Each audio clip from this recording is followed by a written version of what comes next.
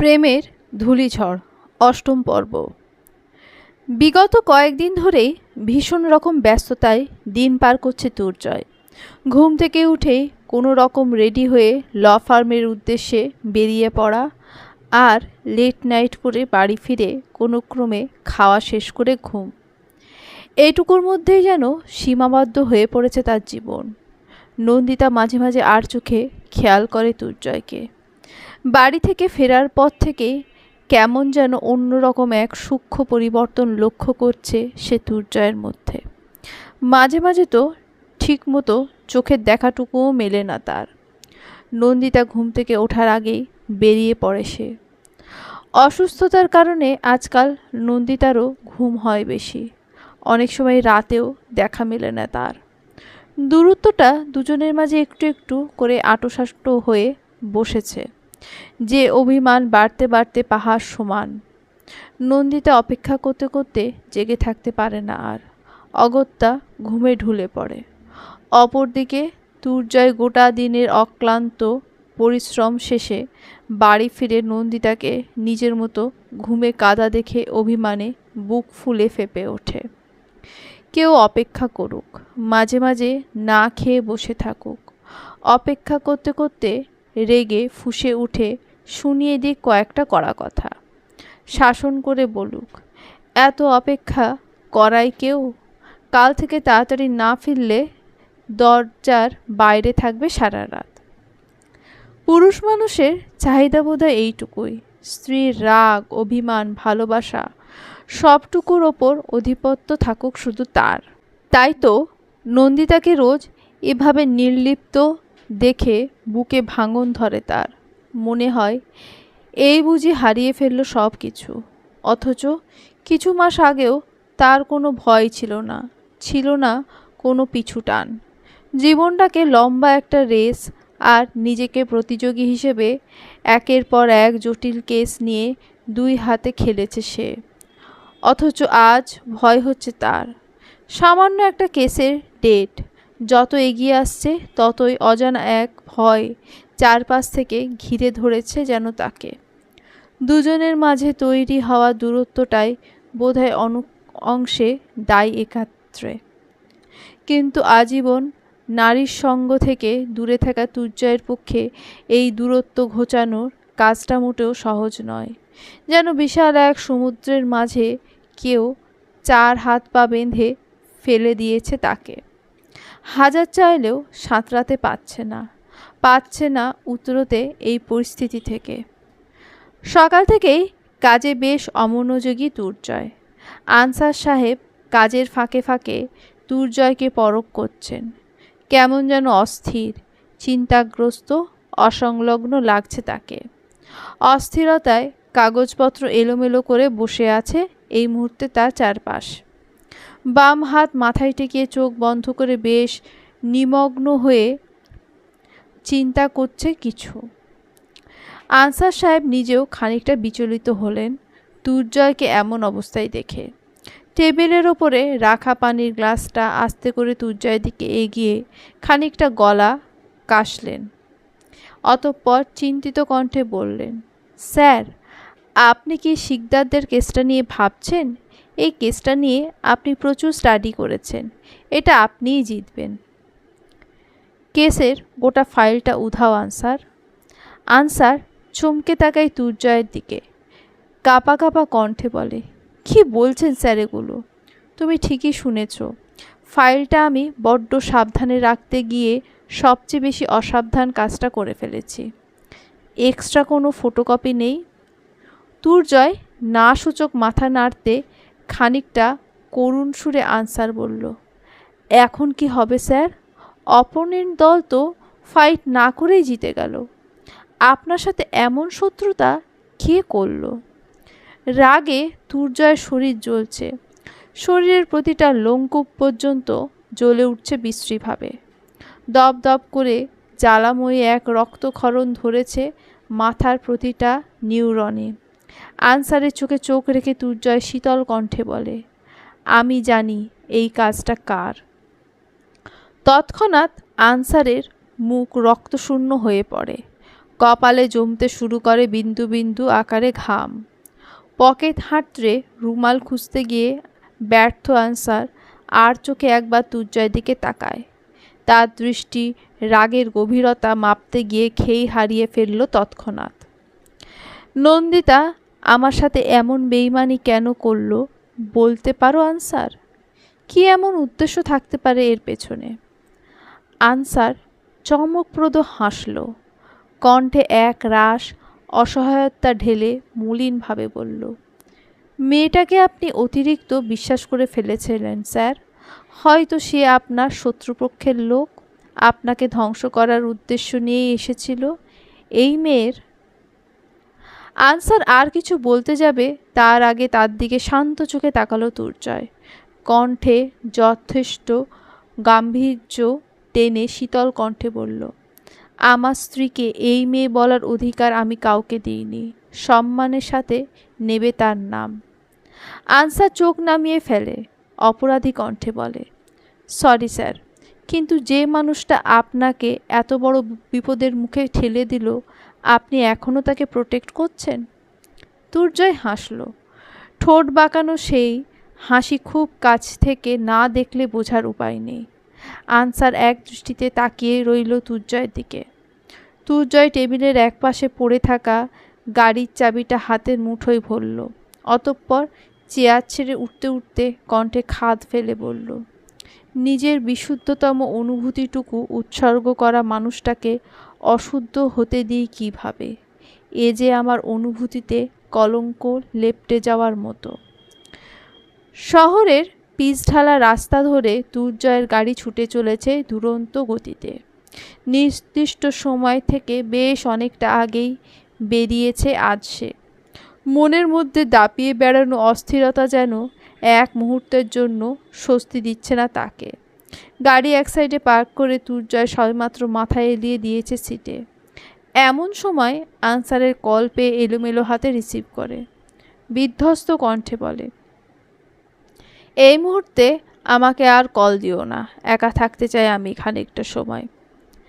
খানিকটা সময় নীরবতা পালন করে অস্থির কণ্ঠে আনসার বলল, ব্লু টোকাই কফি রিসোর্টে এই মুহূর্তে আপনার জন্য সবচেয়ে চমকপ্রদ জিনিস অপেক্ষা করছে, আপনি তাড়াতাড়ি আসুন। ঘড়িতে তখন সবেমাত্র 7:30। সময়টুকু সে নন্দিতাকে দিতে চেয়েছিল। বিগত কয়েকদিনের জমে থাকা অভিমান, তার মনে জমে থাকা প্রশ্নগুলোর উত্তর খুঁজতে চেয়েছিল। কেন যেন তার এখনও বিশ্বাস হচ্ছে না এমন একটা কাজ নন্দিতার দ্বারা সম্ভব। কিন্তু এই ফাইলের ব্যাপারে নন্দিতা, আনসার আর সে ছাড়া আর কারোর জানার কথা নয়। চুরি হওয়ার ভয়েই তো ফাইলটা ফার্ম থেকে সরিয়ে নিজের ঘরে এনে রেখেছিল। তাদের নিজেদের ফ্ল্যাটে রাখা জিনিস এদিক সেদিক হলে সে দায়িত্ব এসে পড়ে একমাত্র নন্দিতার দিকে। কিন্তু মস্তিষ্ক যতই যুক্তি তর্ক দাঁড় করাক না কেন, তার মন বলছে নন্দিতা এমন কাজ করতে পারে না। আর যাই হোক, তার পিঠ পিছে তারই ক্ষতি সাধন করতে তার শত্রুপক্ষের সাথে হাত মেলানোর মতো জঘন্য কাজ নন্দিতার দ্বারা সম্ভব নয়। সন্ধ্যায় ঝকমকে নিয়ন আলোর মাঝে দাম্ভিকতায় মাথা উঁচু করে দাঁড়িয়ে ব্লু টোকাই কফি রোস্টার্স নামের কফি শপটা। ক্লায়েন্ট মিটিংয়ের জন্য বেশ কয়েকবার আসা হয়েছে এখানে তার। শহরের রাস্তায় মাথা উঁচিয়ে দাঁড়ানো এই কফি শপের চারপাশে সব গাছগাছালির সমাহার এটাকে একটা রয়্যাল এলিগেন্ট ভাব এনে দেয়। কাচের স্বচ্ছ আবরণীতে ঘেরা কফি শপের কৃত্রিম শীততাপ নিয়ন্ত্রিত মহলের মধ্যে থেকে বাইরের শীতল সবুজাভ পরিবেশের সাথে গরম কফির কাপে চুমুক সন্ধ্যাকে আরও খানিকটা জমকালো করে তোলে। এ কারণেই এই কফি শপটা বিশেষভাবে পছন্দ তুর্জয়ের। আনসারকে বাইরে তার জন্য অপেক্ষা করতে দেখে ভ্রু কুঁচকে সেদিকে এগিয়ে যায় তুর্জয়। তাড়া দেওয়ার কণ্ঠে বলে, এই অসময়ে এখানে কেন ডেকেছ? আমার আজ বাড়ি ফেরার তাড়া ছিল। যার জন্য আপনি বাড়ি ফিরতে তাড়া দেখাচ্ছেন তিনি তো কফি শপের ভেতরে অন্য কারোর সঙ্গে হাতে হাত রেখে। দুর্জয় রাগী দৃষ্টির দিকে তাকিয়ে বাকিটুকু বলার আর সাহস পেল না আনসার। নিভে আসা কণ্ঠে সামনের দিকে ইশারা করে বলল, ভেতরেই আছে। দুর্জয় আর ক্ষণকাল অপেক্ষা না করে দ্রুত পায়ে এগিয়ে গেল কফি শপের ভেতর। এসির শীতল বাতাসে আজ যেন শরীর হিম হয়ে আসছে তার। কাঁপুনি ধরে যাচ্ছে শরীরের প্রতিটা অঙ্গে প্রত্যঙ্গে। পা দুটো বরফ সম ভারী হয়ে আঁকড়ে ধরছে ভূমি। এগোনোর সাহস কুলিয়ে উঠতে পারছে না। মনে প্রাণে চাইছে আনসারের কথাগুলো মিথ্যে হোক তার সব সন্দেহ। ধ্বংস হয়ে যাক সে, ধুলোয় মিশে যাক সব কিছু, তবু মৃত্যুর পরও মানুষটা শুধু তার থাকুক। যে মাথা তার বুকে আশ্রয় খুঁজেছে সে অন্য কোথাও শান্তি খুঁজে না পাক এক মুহূর্তের জন্য। চলতে থাকা কদম থেমে গেল দুর্জয়ের। থেমে গেল ফ্লোরের সাথে ঘর্ষণজনিত বুটের শব্দ। তার থেকে কয়েক হাত দূরত্বে কোণার একটা টেবিলে তার মুখোমুখি বসে আছে নন্দিতা। অপর পাশের মানুষটার মুখ দেখা না গেলেও সেটা যে একজন পুরুষ মানুষ এইটুকু স্পষ্ট। ব্ল্যাক হুডি পরা, মাথা পর্যন্ত ঢাকা সেই মানুষটা নিজে হাত ধরে রেখেছে নন্দিতার হাত। নন্দিতা মাথা নিচু করে ব্যস্ত তার সাথে কথা বলতে। এইটুকু দৃশ্য দেখেই দুর্জয়ের বুক খামচে দিয়ে উঠল। তীব্র বুকে ব্যথা নিয়ে দুহাত চেপে ধরল তার বুক। এই বুঝি তার হার্ট অ্যাটাক হবে? এই দৃশ্যটুকু এত ভয়ঙ্কর কেন? ভেতরের সব শিরা উপশিরায় তীব্র যন্ত্রণা টের পেল সে। হৃদয়ের অস্বাভাবিক গতিবিধিতে আচমকা হাঁটু মুড়ে বসে পড়ে সে। বুক চেপে রাখা দুই হাত আরও জোরালোভাবে আঁকড়ে ধরে বুকের সাথে। গাল হাঁ করে নিঃশ্বাস নিতে নিতে আরও একবার তাকায় সে সামনে। নন্দিতা সহ আরও বেশ কিছু মানুষের চোখ তখন তার দিকে। ভয়ে নন্দিতার মুখ রক্তশূন্য। নন্দিতাকে এমন অবস্থায় দেখে বেশ হাসি পেল দুর্জয়ের, সাথে সাহস পেল মনে। জোরে একটা নিঃশ্বাস ফেলে উঠে দাঁড়ালো সে। এগিয়ে গেল নির্দিষ্ট টেবিলের সামনে। চেয়ার ছেড়ে চমকে উঠে দাঁড়ালো নন্দিতা। দুর্জয় এগিয়ে আসছে তাদের দিকে, মুখে সাবলীল গম্ভীর্য ভাব, অথচ পা দুটো হাঁটার তালে কাঁপছে ক্ষীণ। নদীর দুকুল ছাপিয়ে ভাঙন ধরার মতো বন্যা নেমেছে দুর্জয়ের বুকে। দূরে দাঁড়িয়েও স্পষ্ট টের পাচ্ছে নন্দিতা সেই ভাঙন কতটুকু তোলপাড় ঘটাচ্ছে দুর্জয়ের বুকে। তবুও আজ সে নির্লিপ্ত। মাথা নিচু করে দৃষ্টি নামালো মেঝেতে। দুর্জয় এগিয়ে এলো আরও কাছে। টেবিলের কাছে দুহাতেতে ভর দিয়ে দাঁড়ালো সে। এইটুকু পথ আসতেই যেন কতটুকু হাঁপিয়ে গেছে সে। মনের ওপর চলতে থাকা যুদ্ধ শরীরেও প্রতিক্রিয়া দেখায় কি না। হুডি পরিহিত লোকটা আগের জায়গায় বসেই হাসল। দুর্জয়ের চোখ তুলে খুঁটিয়ে দেখল ছেলেটাকে। বয়স তার চেয়ে বেশ কমই হবে। ফর্সা মখমলি মুখে ক্লিন শেপটা বেশ মানিয়েছে। চেহারা জুড়ে কেমন যেন এক আভিজাত্যের ছাপ স্পষ্ট। চোখে মুখে নেই কোনো গাম্ভীর্য ভাব, বরং প্রথম দেখায় যে কাউকে মুগ্ধ করার মতো তার লুক। মুখ জুড়ে কেমন যেন এক হাসি হাসি ভাব। তৎক্ষণাৎ ছেলেটার পাশে নিজেকে কল্পনা করল সে। শ্যামলা যার গায়ের বরণ, খোঁচা খোঁচা চাপা দাড়ি, চেহারা জুড়ে কাঠিন্য এক ভাব। দুজনকে পাশাপাশি দাঁড় করালে নিঃশেষ সকলের দৃষ্টি কাড়বে এই অল্প বয়সী ছেলেটা। আর এইটুকু আত্মোপলব্ধি বুকের মাঝে তীব্র ভয়াবহ এক ঝড় তুলল তার। এজন্যই বোধহয় নন্দিতা তার আড়ালে এখানে, তার চেয়ে হাজার গুণের যোগ্য যে ছেলেটা। নন্দিতা কিছু বলতে গিয়েও থেমে গেল দুর্জয়ের শীতল চাহনি দেখে। শুকনো ঢোক গিলে গলার রুক্ষ ভাব খানিকটা ভিজিয়ে নিয়ে স্বাভাবিক কণ্ঠে বলে উঠল, আপনি এখানে? প্রশ্নটা বোধহয় আমার আপনাকে করা উচিত মিসেস এহসান। দুর্জয়ের কণ্ঠে স্পষ্ট রাগ আর অধিকারবোধ। সামনে বসে থাকা ছেলেটাকে পরোক্ষভাবে বোধহয় বুঝিয়ে দেওয়ার চেষ্টা করছে সে নিজের অধিকার। বোঝাতে চাইছে তাদের সম্পর্কের নাম। নন্দিতা নিজেকে খানিকটা ধাতস্থ করে নিল। অতঃপর আগের মতোই স্বাভাবিক কণ্ঠে বলল, একটু কাজে এসেছিলাম। আপনি কি আমাদের সাথে বসতে চাইছেন? নন্দিতার কথার ভঙ্গিতে তাকে এড়িয়ে দিতে চাওয়া তীব্র আকাঙ্ক্ষা উপেক্ষা করে চরম বেহায়া বনে গেল তুর্য। স্পষ্ট কণ্ঠে বলল, আমি বসলে কি আপনারা ডিস্টার্ব হবেন মিস্টার? নন্দিতা জোরপূর্বক হাসল খানিকটা। লোকটাকে কিছু বলতে না দিয়েই আগ বাড়িয়ে নিজেই বলল, একটু হব। আসলে অনেক দিন পর দেখা তো, প্রাইভেসি বলে একটা ব্যাপার আছে না। দুর্জয় মারাত্মকভাবে আহত হলো নন্দিতার কথায়। সে কল্পনাও করেনি নন্দিতা সরাসরি এভাবে তাকে চলে যেতে বলবে, তাও কি না অন্য এক পুরুষের সামনে। অহংবোধে চিড় ধরল তার। রাগে নিঃশ্বাসের গতিবিধি হলো তীব্র। অতঃপর নিজেকে খানিকটা ধাতস্থ করে রোশানলে দীপ্ত কণ্ঠে দুই পাটি দাঁতের মাঝে তীব্র ঘর্ষণ ঘটাতে ঘটাতে বলল, আপনি ভেবেচিন্তে কথা বলছেন তো? May I leave? You should. নন্দিতার মুখে কিঞ্চিত হাসি। দুর্জয় রাগী দৃষ্টিতে চোখ মেলে তার দিকে তাকাতেই নন্দিতা তাকে সরাসরি অগ্রাহ্য করে আগের মতো গিয়ে বসলো চেয়ারে। সাথে সাথে কিছু একটা মনে পড়ার ভঙ্গিতে দুর্জয়ের দিকে তাকিয়ে খানিকটা উচ্চ কণ্ঠে বলে উঠল, আপনাকে কষ্ট করে বাইরে অপেক্ষা করতে হবে না। ধূসর আমাকে ড্রপ করে দেবে। আমি আপনার ড্রাইভার নই। এই পর্যন্ত যেভাবে এসেছেন যেতেও পারবেন, আমি শিওর। কথাটুকু শেষ করে আর এক মুহূর্ত দাঁড়ালো না দুর্জয়। জোরে জোরে পা ফেলে বেরিয়ে গেল কফি শপ থেকে। কাঁচের স্লাইড থেকে নন্দিতা তাকিয়ে রইল দুর্জয়ের দিকে। যতক্ষণ না গাড়িটা তার চোখের আড়াল হলো, তাকিয়ে রইল সে। এসবের মাঝে আমাকে কেন জড়ালেন? সামনে বসে থাকা ছেলেটার কণ্ঠ শুনে ফিচেল হাসল নন্দিতা।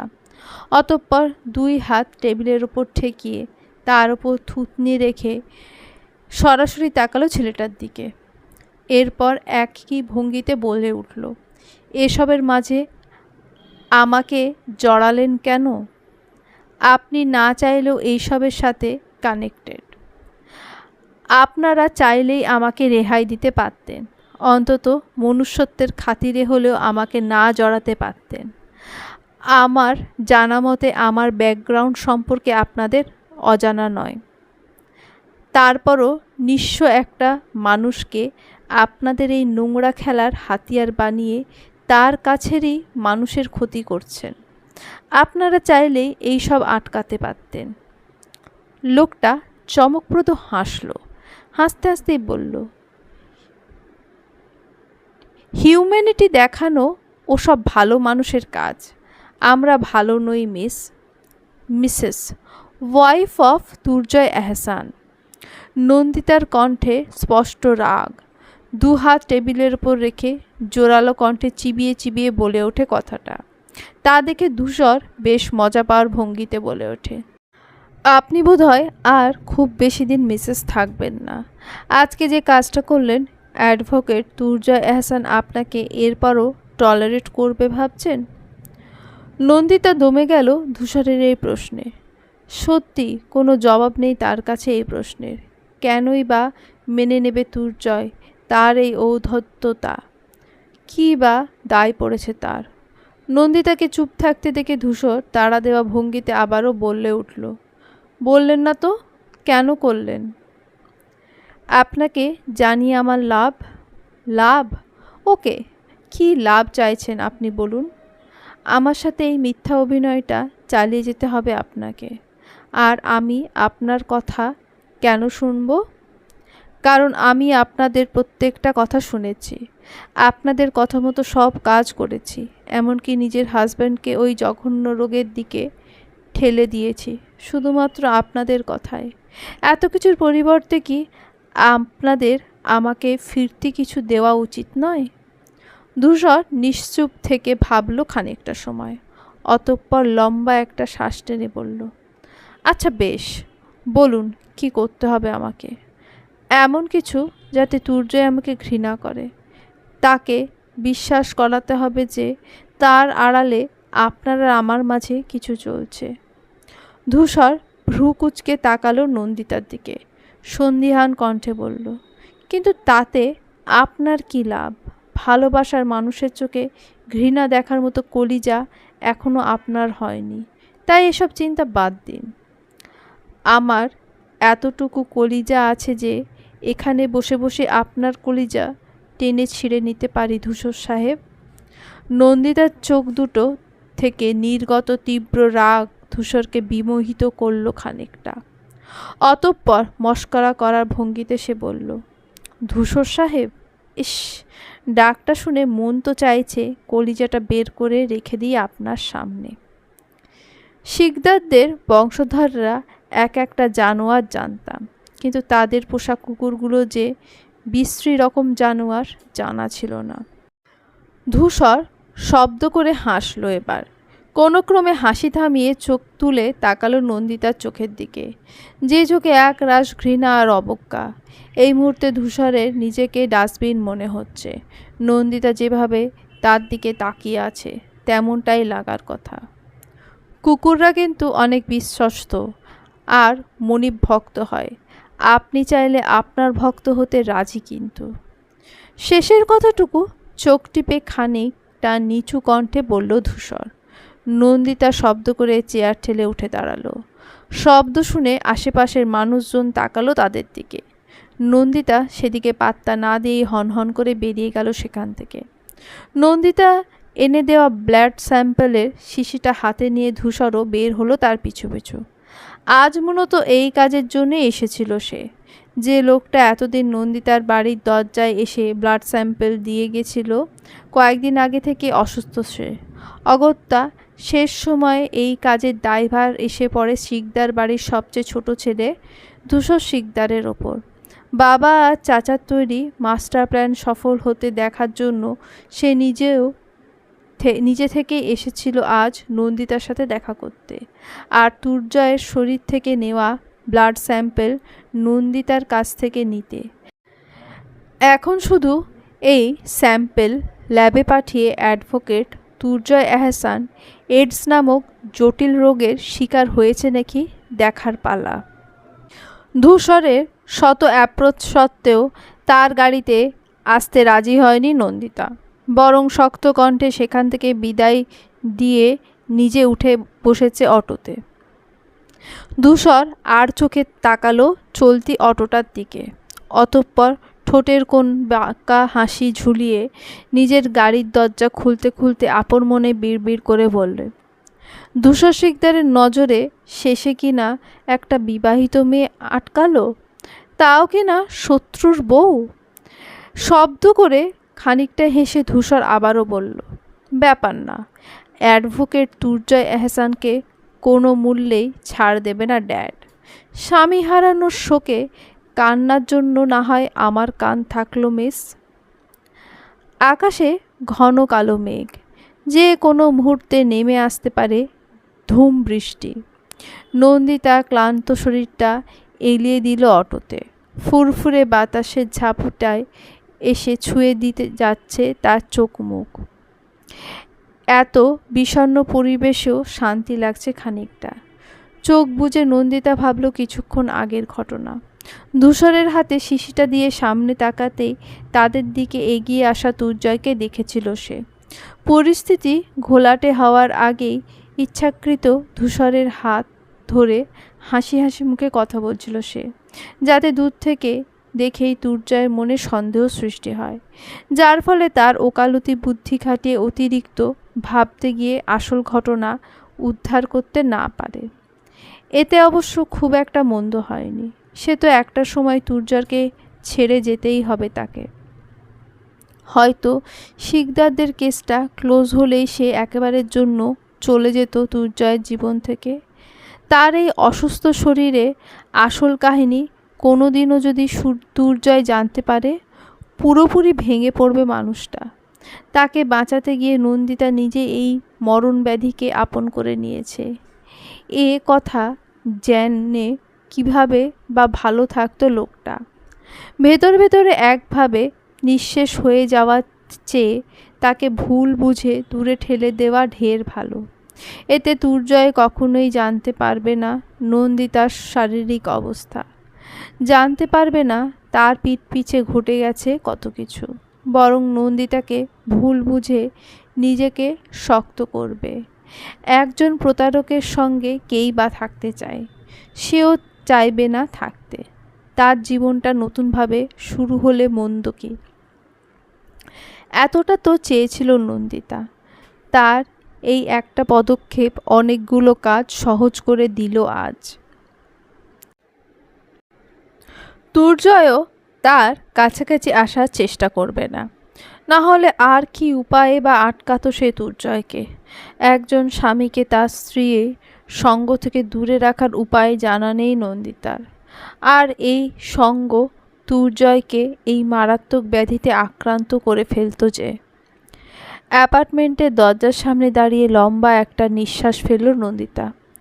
বুকটা তার দূর দূর করছে। কি জানি কেমন আছে দুর্জয়? লম্বা একটা নিঃশ্বাস টেনে নিয়ে চাবি ঘুরিয়ে দরজা খুলল সে। ধীরে ধীরে পা ফেলল বেডরুমে, উকি দিল। না, দুর্জয় নেই। ওয়াশরুমে, কিচেন, সব জায়গায় দেখেও তার কোনো হদিশ মিলল না। অগত্যা ফোন করলো দুর্জয়ের নাম্বারে। 2 বার রিং হওয়ার পর থেকে সুইচ অফ। বার কয়েক কল দিলেও একইভাবে সুইচ অফ দেখাচ্ছে ফোন। হতাশার নিঃশ্বাস ফেলে ফ্রেশ হয়ে নন্দিতা শরীর এলিয়ে দিল বিছানায়। শরীরটা ভীষণ রকম ক্লান্ত লাগে আজকাল। রান্না করতে গেলেও একদম দাঁড়িয়ে থাকতে পারে না। বার কয়েক এসে ডাইনিং টেবিলের চেয়ারে বসে কিছুক্ষণ জিরিয়ে নিয়ে আবার যায় রান্নাঘরে। কি জানি আর কত কি দেখাবে এই রোগ। চোখ লেগে এসেছিল নন্দিতার। আচমকা কলিং বেলের শব্দে হুড়মুড়িয়ে উঠে বসল সে। গায়ে ওড়না দিয়ে তড়িঘড়ি করে দরজা খুলে দিতেই এলোমেলো বিধ্বস্ত দুর্জয়কে দেখতে পেল। পাশেই আনসার টালমাটাল দুর্জয়কে 2 হাতে সামলাতে ব্যস্ত। অতিরিক্ত নেশায় পুরো ভর ছেড়ে দিয়েছে দুর্জয় আনসারের ওপর। আনসার বহু কষ্টে আগলে রেখেছে দুর্জয়ের মতো বলিষ্ঠ দেহের যুবককে। নন্দিতা কিংকর্তব্য বিমূঢ় হয়ে একবার দুর্জয় তো একবার আনসারের মুখের দিকে তাকালো। নন্দিতাকে নিশ্চুপ দাঁড়িয়ে থাকতে দেখে আনসার মুখ খুলল। বিনয়ী কণ্ঠে বলল, স্যারকে আটকানোর অনেক চেষ্টা করেছিলাম ম্যাডাম, কিন্তু উনি কোনো কথাই শোনেননি। আপনার সাথে দেখা হওয়ার পর থেকেই কেমন উন্মাদের মতো করছিলেন। সেই থেকে বারে বসে একের পর এক ড্রিঙ্কের গ্লাস খালি করেছেন। এত বছরে এই প্রথম স্যারকে ড্রিঙ্ক করতে দেখলাম, তাও এমন পাগলের মতো। নন্দিতা আর কথা বাড়ালো না। 2 হাতে এগিয়ে আঁকড়ে ধরল দুর্জয়ের কোমর। এরপর দুর্জয়ের বাহু নিজের কাঁধে উঠিয়ে তাকে টেনে নিল ঘরের মধ্যে। অতঃপর হাসি মুখে আনসারকে ধন্যবাদ জানিয়ে দরজা বন্ধ করতে যাবে এমন সময় খানিকটা ইতস্তত কণ্ঠে আনসার বলে উঠল, ম্যাডাম, আপনি নিয়ে যেতে পারবেন স্যারকে? না হয় আমি বরং দিয়ে আসি বেডরুম পর্যন্ত। তার কোনো দরকার নেই আনসার সাহেব, আমি আমার বেডরুমে কাউকে অ্যালাউ করি না। আপনাকে অসংখ্য ধন্যবাদ।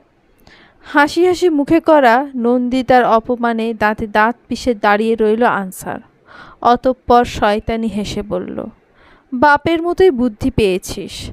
তোকেও বাপের কাছে পাঠানোর ব্যবস্থা করতে হবে খুব জলদি, না হয় অযথা আমার বিপদ বাড়াতে থাকবি।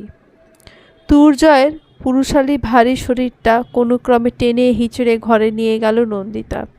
দুর্জয়কে ঠিকভাবে বেডে শুরিয়ে দিতে গেলে দুর্বল হাত দিয়ে নন্দিতাকে ঠেলে সরিয়ে দেওয়ার চেষ্টা করছে বারবার। মুখ দিয়ে বিড়বিড় করে বলছে কিছু। নন্দিতা খানিকটা ঝুঁকে কানে গিয়ে নিয়ে গেল দুর্জয়ের মুখের কাছে। না, স্পষ্টভাবে শোনা যাচ্ছে না কিছুই। নেশার ঘরে অহেতুক প্রলাপ করলেও 2 হাতে নন্দিতাকে দূরে সরিয়ে দেওয়ার বেশ চেষ্টা চালিয়ে যাচ্ছে সে অনবরত। অবশেষে রেগে গিয়ে দুর্জয়ের 2 হাত উঁচু করে মাথার কাছে চেপে ধরল সে বাম হাতে। অতঃপর দুর্জয়ের কপালে কপাল ঠেকিয়ে নিস্তেজ কণ্ঠে বলল, কী অবস্থা করেছেন নিজের? এত অবুঝ তো ছিলেন না আপনি কখনো। কেন এমন অবুঝের মতো পাগলামি করছেন আপনি? আমাদের একসাথে হওয়ার কোনো পথ যে আর খোলা নেই। প্রকৃতি আমাদের আলাদা করতে গভীর ষড়যন্ত্র করে চলেছে। কি করব আমি বলুন? এখন যদি আপনিও এমন পাগলামি করেন, কিভাবে ছেড়ে যাব আমি আপনাকে? একটু রহম করুন আমার ওপর। নন্দিতার চোখের কোল ঘেঁষে গড়িয়ে পড়া চোখের পানি টপ টপ করে পড়ছে দুর্জয়ের গালে। নেশার ঘরে বুঝে আসা চোখ দুটো বহু কষ্টে খুলে রাখার চেষ্টা করছে দুর্জয়। ছাড়াতে চেষ্টা করছে নন্দিতার কাছ থেকে নিজেকে, কিন্তু অতিরিক্ত নেশায় বুঁদ হওয়ায় শরীরে শক্তিগুলো কাজ যে লাগাতে পারছে না, ফলে নন্দিতাকে বেশি শক্তিশালী মনে হচ্ছে তার কাছে। অবশেষে হাল ছেড়ে দিয়ে বিড়বিড় করে বলল, তুমি আমাকে ঠকিয়েছ, আমি হেরে গেছি, গো হারা হেরে গেছি। কলেজ লাইফ থেকে কখনো কোনো মেয়ের দিকে তাকাইনি। ভেবেছিলাম বইয়ের জন্য সৎ থাকবো সবসময়। আমার সবটুকু ভালোবাসা একজন মানুষের জন্য হবে। কিন্তু প্রফেশনাল লাইফে আসার পর এত এত কেস স্টাডি করেছি, যেখানে বেশিরভাগ সব মেয়েরা ধোঁকাবাজ। কেউ পরকীয়া করেও স্বামীর থেকে ডিভোর্স নেবে, আবার মোটা অঙ্কের টাকাও নেবে। কেউ স্বামী শাশুড়ির সম্পত্তির জন্য শ্বশুরবাড়ির লোকজনকে ফাঁসিয়েছে, কেউ কেউ মার্ডার পর্যন্ত করেছে।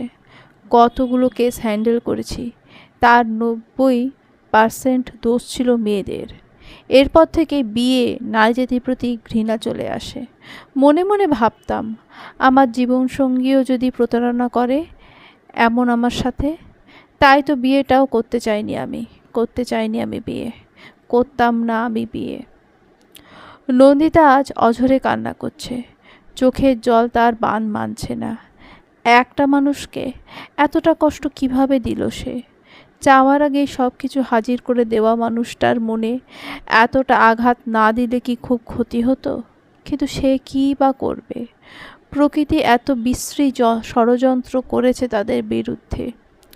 আসল কথা হলো, তার ভাগ্যটাই খারাপ। জন্মের পর থেকে বাবাকে পায়নি কাছে ঠিক মতো। যখনই ভেবেছিল এবার হয়তো বাবা মা দুজনকে পাবে, তখনই আকস্মিক দুর্ঘটনা দুজনকে একসাথে কেড়ে নিল তার কাছ থেকে। এরপর সে পেল অন্য একটা পরিবার, দুর্জয়কে।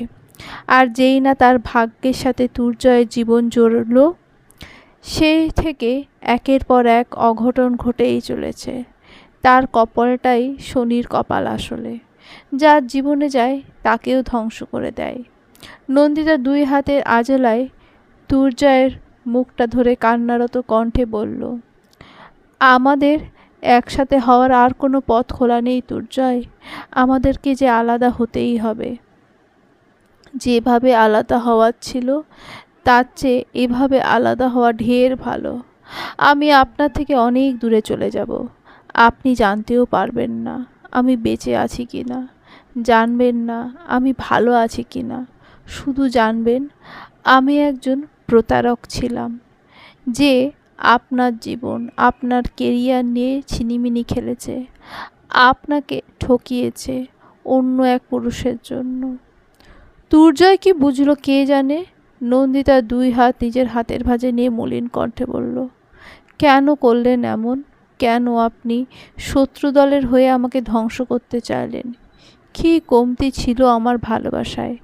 আমার এত গুরুত্বপূর্ণ কেসের ফাইলটা পর্যন্ত আপনি তাদের হাতে তুলে দিলেন। কেন করলেন আপনি এমন? কেন? নন্দিতা যেন চমকে উঠল, বিস্মিত কণ্ঠে বলল, ফাইল? কিন্তু আপনার কেসের ফাইল সম্পর্কে তো আমি কিছুই জানি না। দুর্জয় বুঝল না কিছু, শুধু আপন মনে বলে গেল, তুমি আমার পিঠ পিছে ষড়যন্ত্র করেছ জেনেও কখনো কৈফিয়ত চাইনি। বেশ কয়েকবার সন্দেহ হলেও ভেবে নিয়েছি আমার মরণ যদি তোমার হাতে হতে হয়, ক্ষতি কী? প্রিয়জনের হাতে মরতে পারার সৌভাগ্য কজনের হয়? তুমি যদি চোখে চোখ রেখে আমার বুকে গুলি চালাতে পারো, আমি হাসি মুখে সেই গুলি বুকে পেতে নেব। কারণ আমার ভালোবাসার ওপর পূর্ণ বিশ্বাস ছিল। আমি জানতাম আমার ভালোবাসা শেষ পর্যন্ত আমাকে আমার দিকে ফিরিয়ে দেবে। আমার পবিত্র ভালোবাসা তোমার সব অসৎ পরিকল্পনা বালচাল করে তোমাকে আমার বুকে ফিরিয়ে দেবে। কিন্তু অন্য পুরুষের সাথে তোমাকে আমি মেনে নেব কিভাবে? কেন এলে তুমি আমার জীবনে? কেন এই ধ্বংসলীলার খেলা খেলার জন্য আমার বুকটাকে রণক্ষেত্র বানালে? কেন তুমি আমার বুক থেকে আমাকেই আঘাতে আঘাতে ক্ষতবিক্ষত করলে? আমি তো ভালোবেসেছিলাম, শুধু ভালোবেসেছিলাম। তুর্জয়ের শেষের কথাগুলো বড্ড করুণ শোনালো নন্দিতার কাছে। বুকটা হুহু করে উঠল তার। অন্তরের মাঝে অসহনীয় জ্বালাপোড়া নিয়ে আর দূরে থাকতে পারল না সে তুর্জয়ের থেকে। অতঃপর আহ্লাদী কণ্ঠে বলল, আমাকে শেষবারের মতো বুকে টেনে নেবেন তুর্জয়? একদম বুকের সাথে পিষে ফেলুন, পারলে ঢুকিয়ে ফেলুন না আপনার বুকের মাঝে।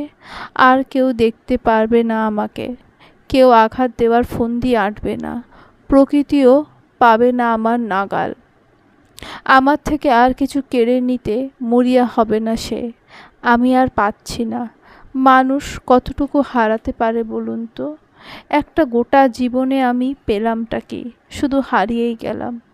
যা পেলাম তাও হারালাম, যা পেলাম না তাও হারালাম।